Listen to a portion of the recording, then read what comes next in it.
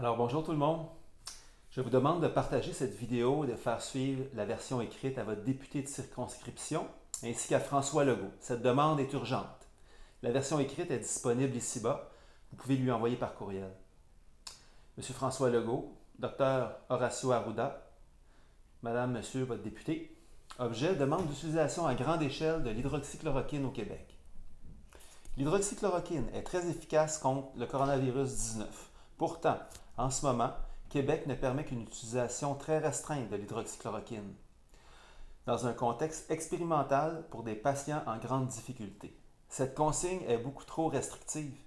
Nous pourrions sauver des vies et libérer des lits si vous permettiez une utilisation plus large. Permettez-moi humblement de commenter certaines affirmations du Dr Horacio Arruda. La chloroquine est rapportée comme étant très efficace dans certaines situations, mais elle ne peut pas être donnée à n'importe qui. Ce n'est pas un médicament spécifique comme tel. Dr Arruda, il serait plus juste de dire que l'hydroxychloroquine est démontrée très efficace non pas dans certaines situations, mais bien dans la plupart des situations. L'expert mondial des maladies infectieuses, Didier Raoult, qui dirige le plus grand laboratoire universitaire de virologie en France, a démontré que chez les patients atteints du coronavirus 19 et traités à l'hydroxychloroquine, les trois quarts étaient complètement guéris en 6 jours. La Chine a également réalisé des études cliniques il y a un mois et statué que le traitement était visiblement efficace et d'une sécurité satisfaisante. La Corée du Sud a eu recours à l'utilisation massive de l'hydroxychloroquine et que pour un pays de plus de 50 millions d'habitants, elle n'a eu que 111 morts en date du 23 mars 2020, et ce, sans confinement.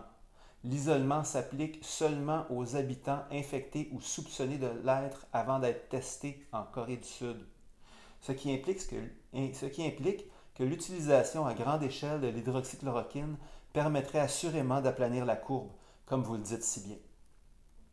Vous dites aussi que l'hydroxychloroquine ne peut pas être donnée à n'importe qui. En réalité, l'hydroxychloroquine peut être administrée de façon très sécuritaire à un très grand nombre de personnes, parce qu'elle présente très peu d'effets secondaires, surtout quand elle est prescrite pour une courte période de temps. Les effets secondaires de l'hydroxychloroquine ne se manifestent qu'au bout de 5 ans d'utilisation, et ce, sur 1% des patients. Veuillez noter que la durée du traitement avec l'hydroxychloroquine contre le COVID-19 n'est que de 6 à 10 jours. Enfin, vous dites que ce n'est pas un médicament spécifique comme tel. Ce médicament n'est peut-être pas spécifique, mais comme vous le dites si bien, il est très efficace. Et ce, en dernière analyse, c'est tout ce qui compte. Je me questionne aussi sur l'importance que vous accordez à la spécificité d'un éventuel traitement du COVID-19. Est-ce que vous voulez dire que seul un vaccin spécifique au COVID-19 serait acceptable à vos yeux comme méthode de traitement? Pourtant, nous avons un remède non vaccinal, efficace, sécuritaire, peu dispendieux et disponible en ce moment même. Utilisons-le, s'il vous plaît.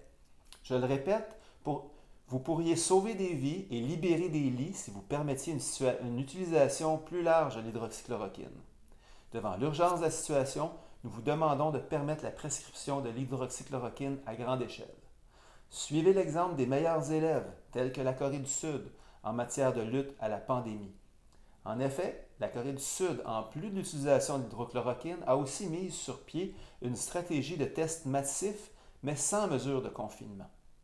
Donc, en plus de sauver des vies, l'utilisation à grande échelle de l'hydroxychloroquine permettrait de diminuer la période de confinement de la société civile non infectée, ce qui serait une bouffée d'air frais pour le Québec. Avec sollicitude, Pascal Rouesquier, Québec, 26 mars 2020. Merci beaucoup.